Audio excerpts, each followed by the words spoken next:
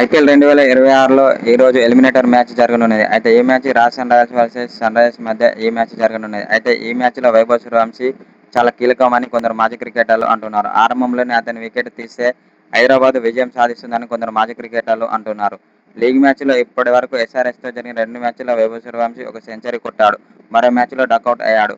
మరి ఇవాళ ఈ చిచ్చర పిడుగుపై కమిన్స్ సేన ఎలాంటి ప్లాన్ చేస్తుందో మరి చూడాలి.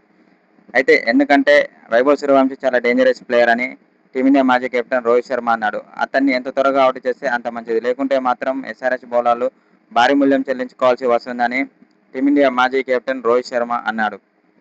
అయితే రాజస్థాన్ రాయల్స్ కంటే సన్ రైజర్స్ హైదరాబాద్ బ్యాటింగ్ చాలా బలంగా ఉందని అన్నాడు. Abhishek Sharma, Klaasen, Nitish Kumar Reddy, Ishan Kishan, Travis head ఇలా డేంజరస్ బ్యాటర్లు ఉన్నారు. వాళ్ళు కనుక ఫామ్లోకి వస్తే మాత్రం రాజస్థాన్ రాయల్స్పై ఎస్ఆర్హెచ్ ఈజీగా విజయం సాధిస్తుందని టీమిండియా మాజీ కెప్టెన్ రోహిత్ శర్మ అన్నాడు. ముఖ్యంగా అభిషేక్ శర్మ చాలా డేంజరస్ ప్లేయర్ అని అన్నాడు. అతన్ని ఎంత త్వరగా అవుట్ చేస్తే అంత మంచిది. లేకుంటే మాత్రం రాజస్థాన్ రాయల్స్కు చుక్కలు చూపిస్తాడని అన్నాడు. అతడు కనుక ఫామ్లోకి వస్తే మాత్రం ఎస్ఆర్హెచ్కు తిరిగి ఉండదని టీమిండియా మాజీ కెప్టెన్ రోహిత్ శర్మ అన్నాడు. అదేవిధంగా రాజస్థాన్ రాయల్స్లో వైభవ్ సూర్యవంశీ చాలా డేంజరస్ ప్లేయర్ అని అన్నాడు. అతన్ని ఎంత త్వరగా అవుట్ చేస్తే సన్ రైజర్స్ హైదరాబాద్ విజయం సాధిస్తుంది.